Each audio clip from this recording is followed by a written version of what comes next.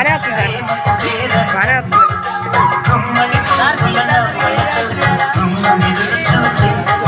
అన్నీ మిక్సింగ్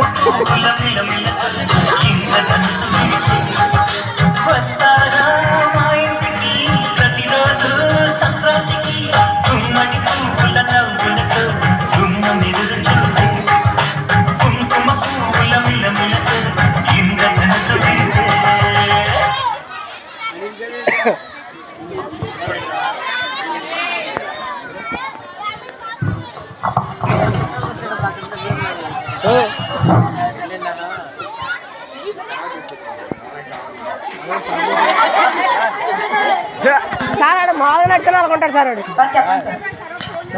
ఈరోజు న్యూస్ ఏంటంటే సార్ మీరు కాకపోతే రోజు రోజుకి సమాజంలో ఎక్కువైపోతున్నారు సార్. ఏం సార్ ఇది కుర్చీ కూడా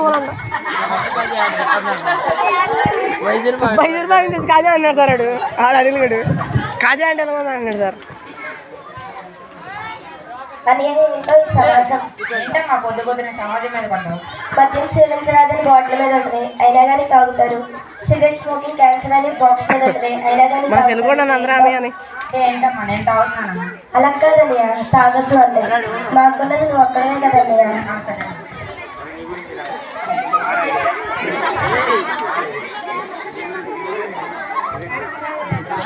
అన్నయ్య నీకు చెప్పమ్మా.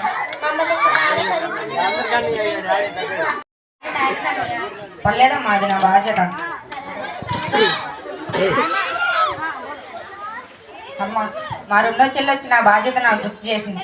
ఇప్పటి వరకు ఎప్పుడూ లేనిది చదివించామన్నదే థ్యాంక్స్ అండి. ఇంకేదో చేయాలి. ఏం చేయాలి? ఏదో చేయాలి. పెళ్లి చేయాలి. మొన్న ఒక ఆయన నెంబర్ ఇచ్చారు కదా, ఆయన ఫోన్ చేద్దాం ఒకసారి.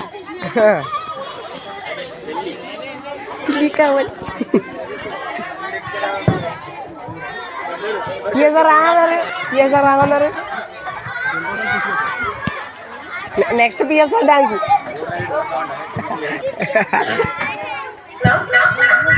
రామ్ గారేనండి. మొన్న పెళ్లి సంబంధం ఉందని నెంబర్ ఇచ్చారు కదండి. అదే ఒక 10 నిమిషాల్లో ఇంటికి రాగలను. అదే ఇది దగ్గర పిఎస్ఆర్ ఆఫీస్ పక్కన. సరేనండి. సరే పెట్టు అడ్రస్ పెట్టు అడ్రస్ పెట్టు.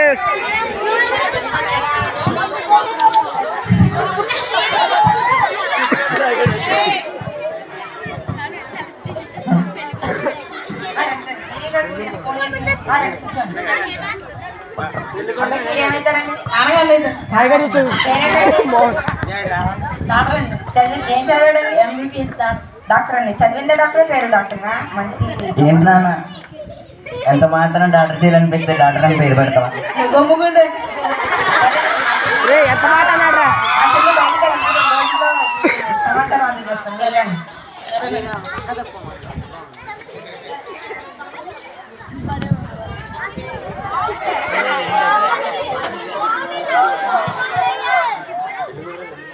చెల్లి నేను నీకు సంబంధం చూసానమ్మా. అబ్బాయి డాక్టర్ చదివాడంట. కాకపోతే ఆ అబ్బాయి కొద్దిగా నచ్చుంది. నా బాధ్యత కాబట్టి నీ ఇష్ట ప్రకారం ఏంటి? సరేనా అమ్మా. ఓ చెల్లి బాధ్యత తీరిపోయింది. ఇంకో చెల్లి ఉంది. మా ఫ్రెండ్ అఖిల్ ఉన్నాడు కాదు, ఫోన్ చేద్దాం.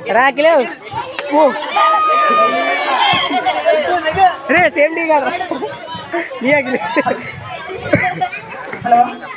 అరే అఖిల్, మా రెండో చెల్లి తెలుసుగా నీకు? తెలుసురా. ఆ చెల్లికి పెళ్లి సంబంధం చూడాలనుకుంటున్నారా? మీకు తెలిసిన వాళ్ళు ఉన్నారా? ఉన్నారా. మా ఇల్లు తెలుసుగా, 10 నిమిషాల్లో తీసుకురారు. సరే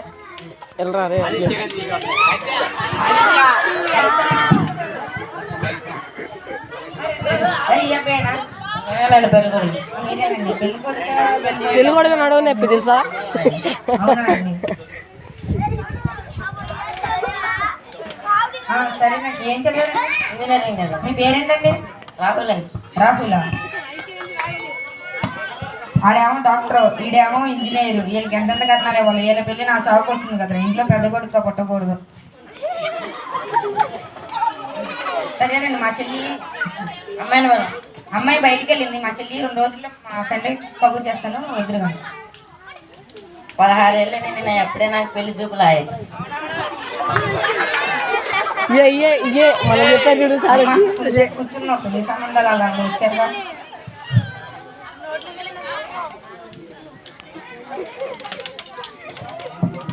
బాబోయ్ ఫోన్ తెచ్చుకునే అన్నయ్య ఊరిసిన వెంకయ్య పోయిందంటన్నయ్య. మరి వెళ్ళాలి బంతిని ఎదుర్కోమనమ్మా.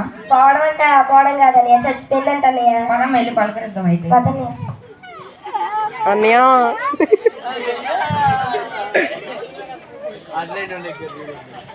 సోదీపు రే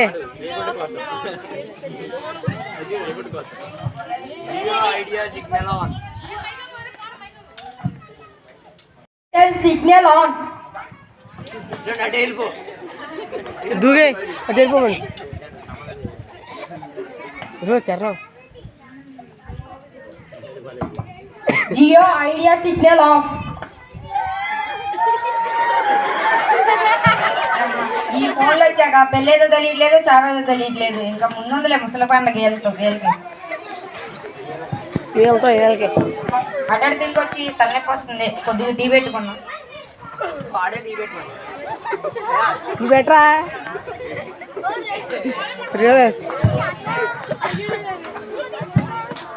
అన్నయ్య నన్ను క్షమించు.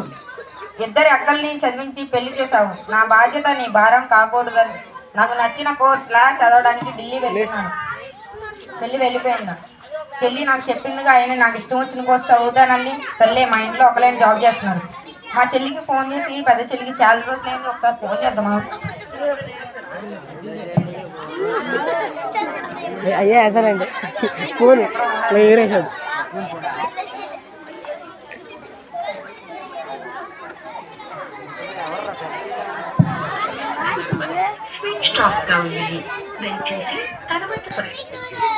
అదేంటి స్విచ్ ఆఫ్ వస్తుంది? ఒకసారి మా బావగారు ఫోన్ చేద్దాం.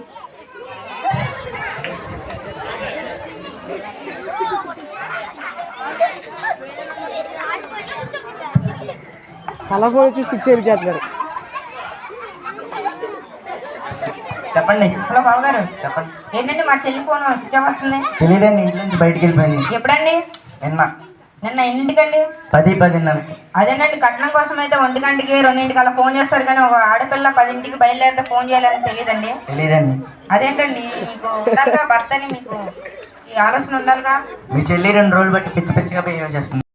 హలో సర్లే, మా చెల్లికి ఇల్లు తెలుసుగా, వచ్చేసిద్ది.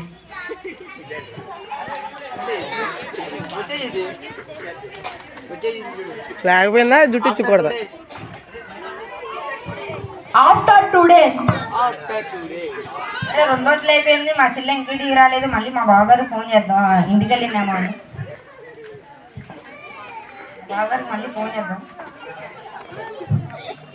హలో చెప్పండి. మా చెల్లి ఇంటికి వచ్చిందండి?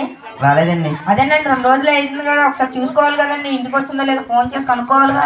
తెలియదండి. హలో అదేంటి ఫోన్ పెట్టేశారు? ఒకసారి పోలీస్ స్టేషన్లోకి వెళ్ళి కేసు రాద్దాం.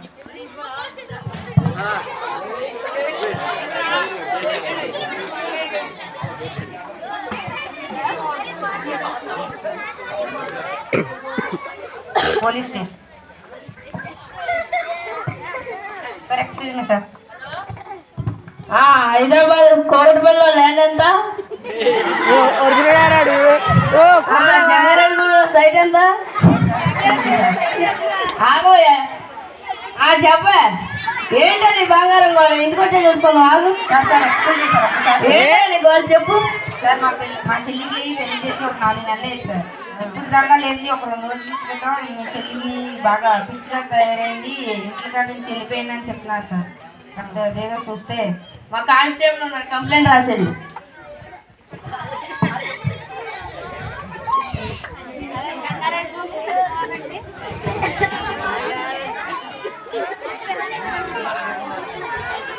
సరే సార్, ఒకసారి చూసుకోండి సార్. నేను చూసుకుంటానే. సరే సార్.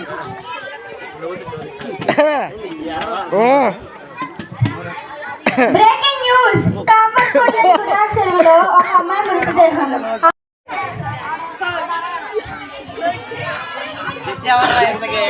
ప్రవీణ్ గారు నా గౌరవం ఇవ్వకపోయినా పర్లా, న్యాయస్థానానికన్నా గౌరవం ఇవ్వండి. లేకండి పైకి ఏమన్నా లేకండి.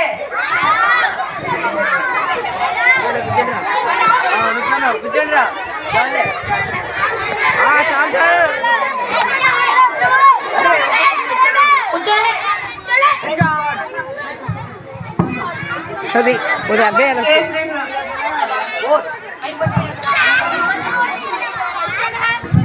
ఈ కేసు సంబంధించిన వాళ్ళు ప్రవేశపెట్టండి. దొన్నపోతులు రాంబాబు, దొన్నపోతులు రాంబాబు, దొన్నపోతులు రాంబాబు. వెళ్ళరా రే హలో.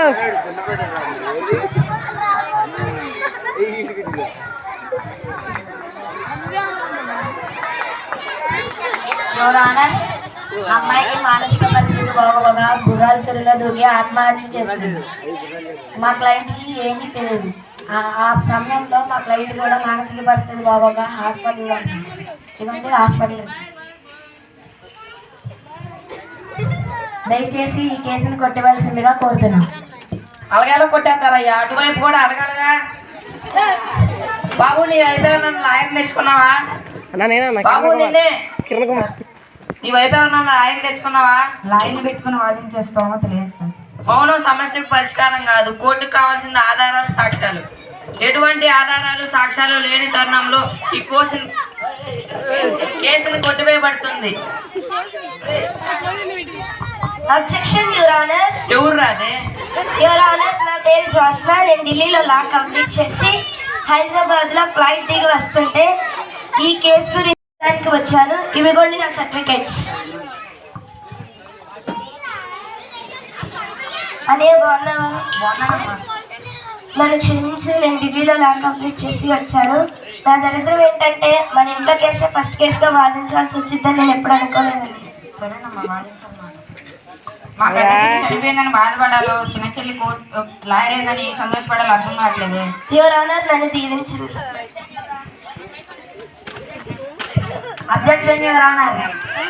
ఇప్పుడే వచ్చిన లాయర్ ఏ జడ్జి గారి దగ్గరికి వెళ్ళి దీవించమని అడగకూడదు.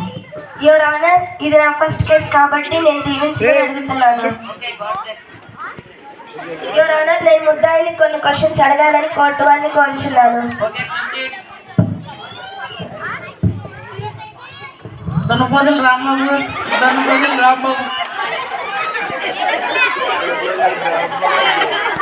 పిఎస్ఎస్ అంటే అటు ఆ మాత్రం. నీ పేరేంటి? నీ పేరేంటి? నీ పేరేంటి? నీ తెలీదా? అది ఇల్లు, ఇది కోర్ట్. ఇంటికి కోర్టుకి ఎటువంటి సంబంధం లేదు. డి రాంబాబు. డి అంటే Donnapotulu Rambabu. Notice point your honour. అప్పుడు పెళ్లి చూపుల్లో డాక్టర్ అని చెప్పారు, ఇప్పుడేమో దున్నపోతులు రాంబాబు అని చెప్తున్నారు. మా అక్క ఎలా చనిపోయింది? సారీ, మీ భార్య ఎలా చనిపోయింది? తన మానసిక పరిస్థితి బాగోగా దాన్ని వెళ్ళి గుర్రాల చెరువులో దూకితే నేనేం చేయను? నీకు భార్య పోతే భార్య వచ్చింది, తన అన్నకి చెల్లెలు పోతే చెల్లెలు వచ్చిద్దా? ఎన్నింటికి మీ భార్య ఎన్నింటికి గడప దాటి బయటకు వెళ్ళింది? 10:10. ఒక ఆడపిల్లనే 10-10:30కి గడప దాటి బయటకు వెళ్ళేటప్పుడు వాళ్ళ ఇంట్లో సభ్యులకు కానీ, వాళ్ళ తల్లిదండ్రులకు కానీ, వాళ్ళ అన్నయ్యకి కానీ ఫోన్ చేయాలన్న ఇంకేంటి జ్ఞానం లేదా? అప్పుడు కట్నం కోసం రాత్రి 1 గంటకే 10-15 సార్లు ఫోన్ చేస్తావు. ఇప్పుడు ఆమె మానసిక పరిస్థితి బాగోలేదని ఒక్కన్నారు. ఇదిగోండి కాల్ లిస్ట్.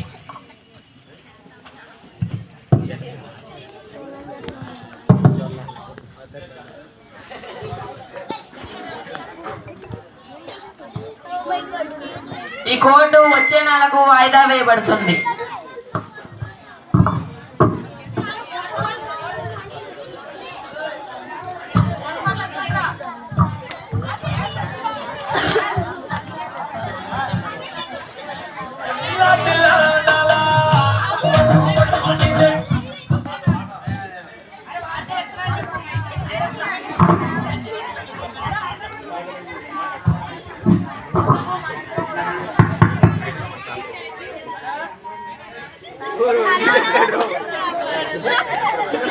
తాగుబోతు రమేష్.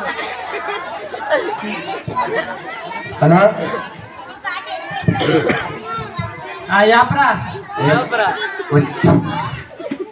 రేపు కోర్టులో నేనే గెలుస్తాను, అందుకే మీ అందరికీ పార్టీ ఇస్తున్నా. రండిరా. వీడు గెలుస్తాడో లేదు తెలియదు కానీ పాటేస్తున్నాడు.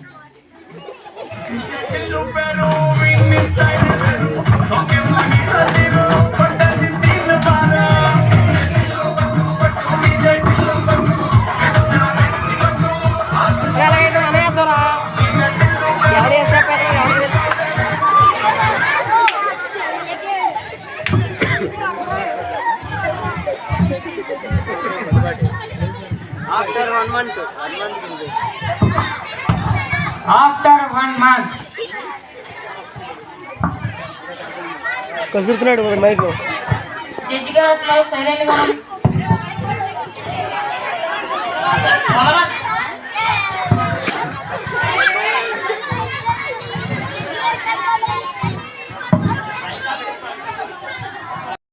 ముద్దాయిని పిలవండి. దొనపోతులు రాంబాబు పైకి రావాలి.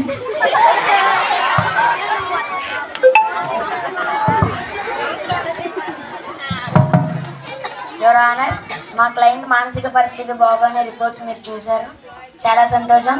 యువర్ ఆనర్, మా క్లయింట్ పెళ్లి చూపుల్లోనే ఆ అమ్మాయి మానసిక పరిస్థితిని దాచేసి పెళ్లి చేశారు. యువర్ ఆనర్, ఆ అమ్మాయి మానసిక పరిస్థితి బాగోక అన్నం ఇమ్మంటే టీ ఇస్తుంది, టీ ఇమ్మంటే అన్నం ఇస్తుంది. కావాలంటే ఇంట్లో సీసీటీవీ ఫుటేజ్ ఉంది,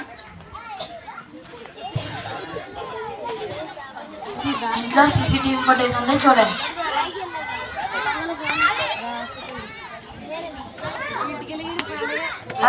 దయచేసి మా క్లయింట్ని విడుదల చేయమని కోర్టు వారిని కోరుకుంటున్నాం. అబ్జెక్షన్ యువర్ ఆనర్, ఇప్పుడు పెళ్లి చేయాలంటే సమాజంలో 7 తరాలంటే 7 తరాలు ఎక్కువ ఆలోచించి పెళ్లి చేస్తారు. కానీ ఇప్పుడు ఆ అమ్మాయి చనిపోయిందన్న వంకతో లాయరు ముద్దాయిని తప్పుదారి పట్టిస్తున్నాడు. మీరే ఎలాగైనా న్యాయం చేయాలి యువర్ ఆనర్.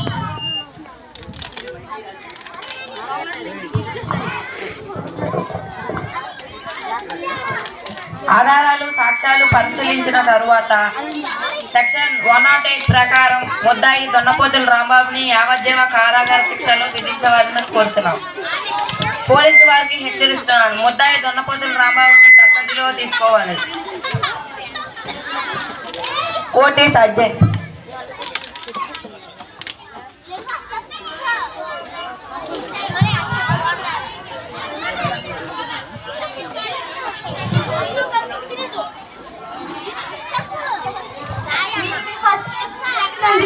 ఎలా ఫీల్ అవుతున్నారు? నేను చాలా హ్యాపీగా ఫీల్ అవుతున్నాను. కానీ నా దరిద్రం ఏంటంటే మా ఇంట్లో కేసు మా అక్క కేసు ఫస్ట్ కేసుగా వాదించాల్సి వచ్చిందని. మీరు ఒక లాయర్గా ఈ సమాజానికి ఏ మెసేజ్ ఇద్దాం అనుకుంటున్నారు? ఈ సమాజంలో స్త్రీలకు 100% ఎలాంటి భద్రత లేదు. అంతెందుకు మొన్నటికి మొన్న కలకత్తాలో లేడీ డాక్టర్ని రేప్ చేసి చంపేశారు. అది ఎవరు చేశారనేది ప్రపంచం మొత్తం తెలుసు. కానీ ఆ ముద్దాయికి ఏ శిక్ష పడిందని చెప్పేసి ఎవరికి తెలుసు? నాకు ఈ సమాజం ఏం చేస్తుందో అనేది కాదు, నేను ఈ సమాజానికి కేవలం ఆడపిల్లల కోసం ఒక యాప్ తీసుకురావాలనుకుంటున్నాను. దాని పేరేంటంటే లేడీ విక్టర్. ఈ యాప్ చాలా బాగా ఆడపిల్లలకి చాలా బాగా ఉపయోగపడుతుంది. చిటికేసి చెప్తున్నాను, మన స్మార్ట్ ఫోన్లో చాలా యాప్లు ఉన్నాయి. ట్విట్టర్, ఇన్స్టాగ్రామ్, గూగుల్, ఫేస్బుక్ ఇట్లా చాలా యాప్లు ఉన్నాయి. కానీ ఆడపిల్లలకి అమ్మాయిలకి ఉపయోగపడే యాప్ ఒక్కటి కూడా లేదు. కానీ ఇప్పుడు నేను చెప్పే యాప్ ఏంటంటే 100కి 100% ఆడపిల్లలకు ఉపయోగపడుతుంది. ఉదాహరణకు ఒక అమ్మాయి స్కూల్కి వెళ్ళినా, డ్యూటీకి వెళ్ళినా, కాలేజ్కి వెళ్ళినా, ఎక్కడికి వెళ్ళినా కానీ ఇప్పుడు ఈ సమాజంలో మళ్ళీ ఇంటికి తిరిగి వస్తుందో రాదో గ్యారంటీ ఇవ్వలేని రోజులు ఇవి. కానీ ఈ యాప్ వల్ల ఆ అమ్మాయి నేను పలానా టైంకి వస్తాను అని మెసేజ్ పెడితే అట్ ద సేమ్ టైం ఆ మెసేజ్ పోలీస్ స్టేషన్కి వెళ్తుంది, ఆ తల్లిదండ్రులకు కూడా వెళ్తుంది. దీనివల్ల తల్లిదండ్రులు చాలా హ్యాపీగా ఉంటారు. ఇన్ కేస్ ఆమెకి ఏమన్నా జరిగితే వాళ్ళని తొందరగా పట్టుకోవడానికి ఛాన్సెస్ ఉన్నాయి. నేను ప్రభుత్వాన్ని కోరుకునేది ఒకటే, సీసీ కెమెరాలు కిలోమీటర్కి సీసీ కెమెరాలు పెట్టాల్సిందిగా కోరుచున్నాను. ఇలాంటి మంచి పనులు ఇంకా చాలా చేయాలని ప్రభుత్వాన్ని కోరుకుంటున్నాను. Thank you.